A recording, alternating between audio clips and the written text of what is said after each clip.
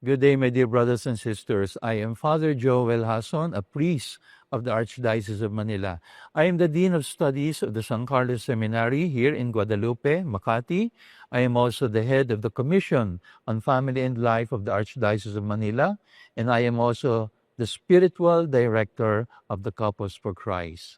Please join me in our 5-part reflection series that we call Journey Through Lent.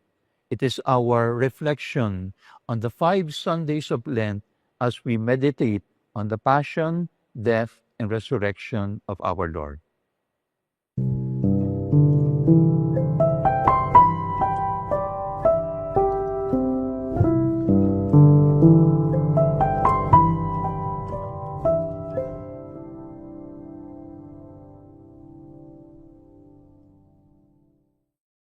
Our readings for the first Sunday of Lent brings us into the scene of the desert. According to the Gospel of Luke, Jesus was brought by the Spirit into the desert. What can we learn from this scene in the Gospel that will help us in our 40 days journey in this Sunday of Lent? I have 4 simple suggestions. Number 1, like Jesus, let us be led by the Spirit. Let us allow the Spirit to lead us. Ang sabi ng Ebanghelyo, the Spirit of God brought Jesus into the desert. Kaya ang tanong natin ngayon, sino ang nagdadala sa akin? Sino ang nagmamaneho ng buhay ko?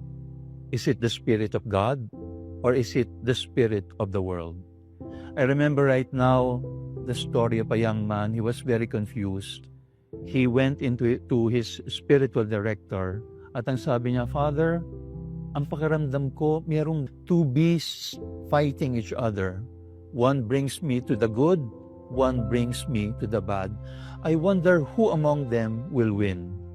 And the answer of the wise spiritual director was very simple. The one that you feed.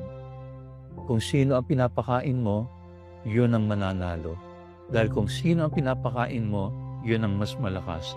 My dear friends, if we are led by the Spirit, we have to feed our spirit also.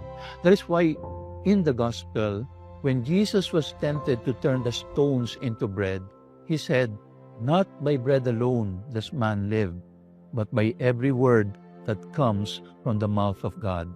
We need to feed ourselves with the word that comes from the mouth of God.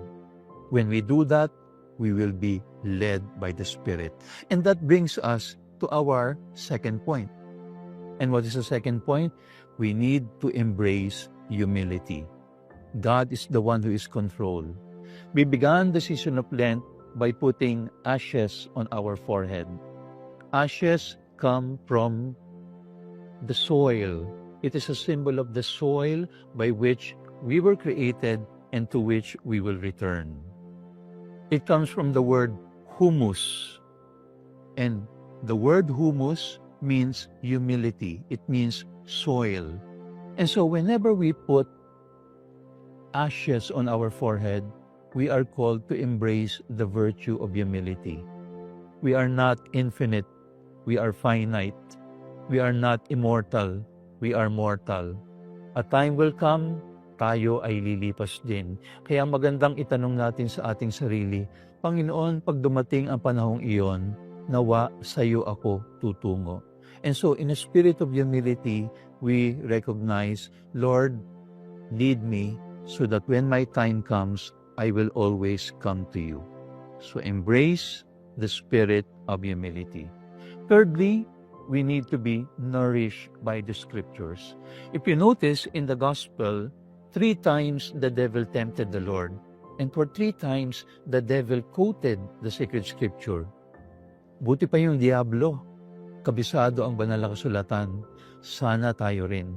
And notice also that in the gospel, Jesus overcame each and every temptation by quoting also the word of God. Paano nating mapapagtagumpayan ang bawat tukso at pagsubok ng ating buhay? If we are nourished by the scripture, if we can minister to our soul the word of God. So sa ngayong panahon ng Kwaresma, ipangako natin sa Panginoon, I will nourish myself with reading the Word of God. And then lastly, we need to be tested by sacrifice. Jesus was brought into the desert to be tested by the devil. Ganon din tayo. We need to be tested during the season of Lent. Kaya kapag panahon ng Kwaresma, marami tayong ginagawang fasting and almsgiving and self-denial and abstinence. Why do we do all of this? These are forms of tests. Sinusubok natin ang ating sarili. Sinusubok natin if we have the willpower to say no to temptation.